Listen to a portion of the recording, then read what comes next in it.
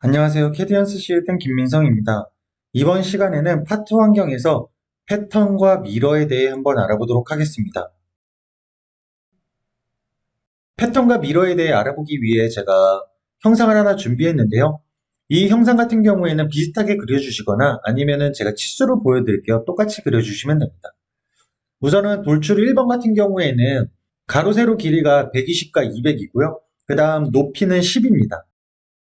그리고 구멍 같은 경우에는 꼭지점에서부터 10mm씩 떨어뜨렸고, 그 다음 옵션은 단순 드릴 10mm짜리입니다. 그래서 이렇게 생성을 해주시면 돼요. 자, 그러면은 요거를 가지고 이제 패턴을 통해서 여러 개의 구멍을 생성해 보도록 할 텐데요. 패턴을 선택하게 되면은 첫 번째 단계는 형상을 선택하는 단계예요. 자, 형상을 선택할 때에는 여기 형상에서 선택해줘도 되고요. 아니면 히스토리, 그러니까 패스파인더 상에서 선택해 주셔도 되는데, 권장드리는 방식은 패스파인더에서 선택을 하는 거를 권장드립니다. 왜냐면은 이게 좀 더 정확히 찍을 수가 있거든요. 그래서 이렇게 구멍 1을 선택해 주고요.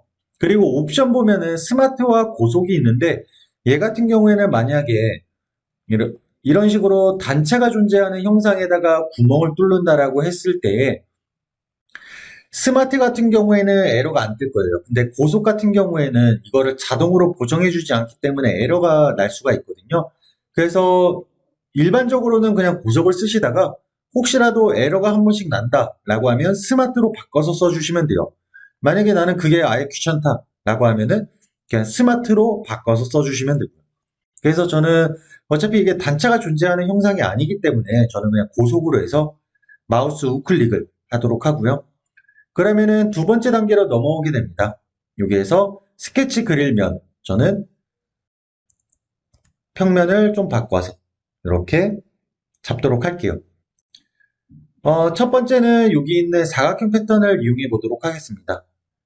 사각형 패턴은 클릭한 곳이 사각형의 꼭지점이 돼요. 이런 식으로. 자, 이렇게 해서 쭉 늘린 다음에 반대쪽까지 제가 이렇게 쭉 늘려볼게요.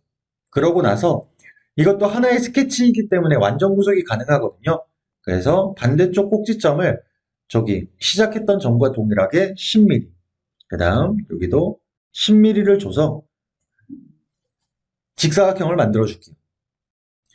자, 그러고 난 뒤에 ESC를 누르고 여기 만들어진 패턴 스케치를 클릭을 하게 되면은 여기에서 X값과 Y값을 넣어주는 부분이 있어요. 요거를 만약에 거리로 제어를 하고 싶다라고 했을 때에는 맞춤이 아니라 채우기로 활용하시면 되고요. 그리고 만약에 개수와 내가 이 간격도 조절을 하고 싶다라고 하면 고정을 선택해 주시면 돼요. 근데 고정 같은 경우에는 이 스케치가 완전 구속되어 있으면 에러가 뜰 거예요. 그렇기 때문에 뭐 완전 구속을 풀은 상태로 고정을 선택해 주시면 되고요. 저는 그냥 맞춤만 한번 해보도록 할게요. 자, X값과 Y값이 있는데 이거는 컨트롤 H, 그러니까 스케치 평면이거든요. 컨트롤 H를 눌렀을 때 좌우가 무조건 X예요. 좌우가. 그 다음 위아래가 무조건 Y입니다. 여기 있는 좌표계하고는 크게 상관이 없어요. 그래서 자, 저는 X방향으로 4개를 넣어줄 거고요. 그 다음 Y방향으로 뭐 한 8개를 넣어줘 볼게요. 그러면은 32개의 구멍이 뚫리겠죠? 자, 그리고 만약에 여기에서 이제 그 참조점이라는 게 존재하는데요. 우선은 요거를 만들어 놓고 나서 이후에 설명을 드릴게요. 자, 참조점은 뭐냐면 이 사각형 스케치를 시작했던 부분이에요. 그래서 스케치 닫기를 누르게 되면 이렇게 구멍이 뚫리게 되죠. 자, 근데 제가 참조점을 한번 바꿔볼게요. 다시 스케치로 들어가서 등록 정보 그리기 단계로 들어가서 이 선을 선택한 다음에 참조점을 제가 만약에 뭐 여기로 바꿔볼게요. 임의로. 그렇게 되면 어떻게 되냐면 구멍이 조금 다른 형태로 뚫리게 될 겁니다. 자, 여기 제가 선택한 형상이 여기 있었을 거잖아요. 근데 기준을 여기로 잡았기 때문에 지금 보이는 거는 요만큼만 그려진 상태예요. 여기는 어차피 형상이 없었기 때문에 표시가 되지 않은 거고요. 그래서 참조점이라는 거는 이러한 역할을 하기 때문에 혹시라도 이 X표의 위치가 내가 그려놓은 형상에 위치해 있지 않다라고 했을 때에는 참조점을 클릭해서 형상이 있는 쪽을 클릭해주면 돼요. 그러면은 원하는 대로 형상을 그릴 수 있을 겁니다. 그리고 만약에 중간중간에 형상을 일부 빼고 싶다라고 했을 때에는 occurrence 억제라는 기능을 쓸 수가 있어요.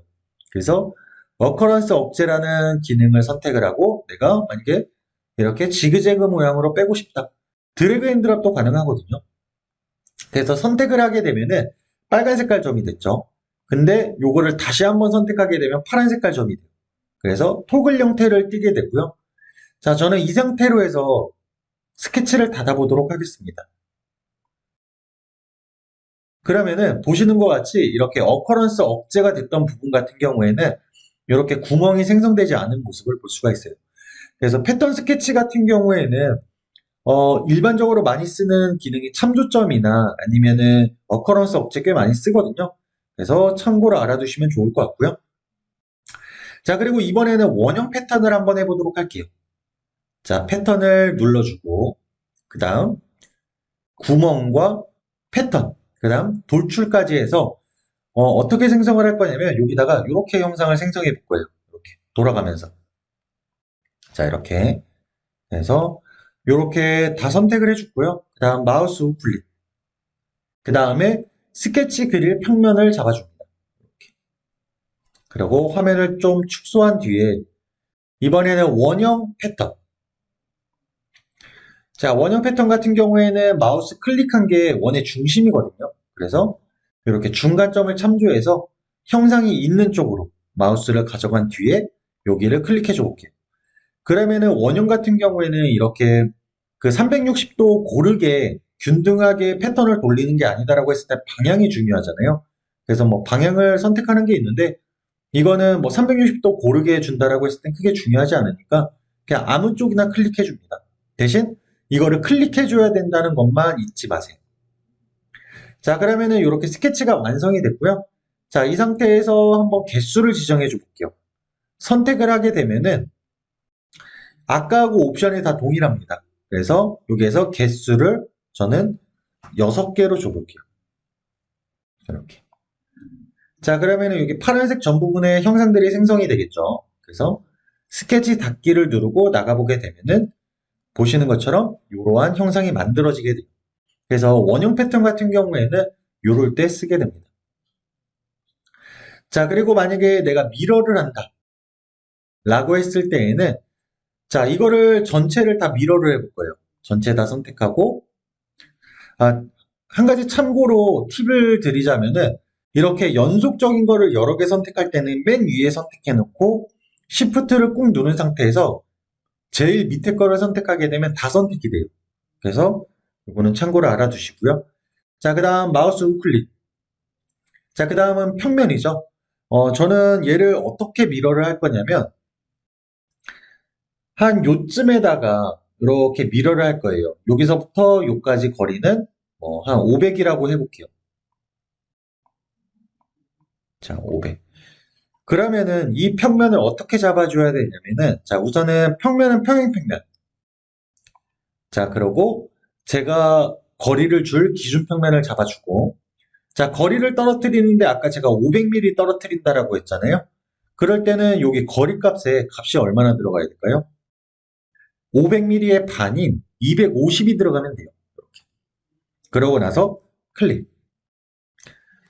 그러면은 위에서 봤을 때 이런 모양이 되겠죠. 치수를 한번 측정해 보게 되면은 여기서부터 여기까지 거리가 500이 될 거예요. 그래서 이런 식으로 해서 미러를 할 수가 있습니다. 미러의 경우에도 마찬가지로 아까 그 첫 번째 단계에서 고속과 스마트 옵션이 있었거든요. 혹시라도 필요하신 분들은 그 옵션을 잘 조절해 가면서 생성해 보시기 바랍니다. 이번 시간에는 패턴과 미러에 대해서 알아봤습니다. 이상으로 이번 교육을 마치도록 하겠습니다. 감사합니다. 캐디언스 시스템 김민성이었습니다.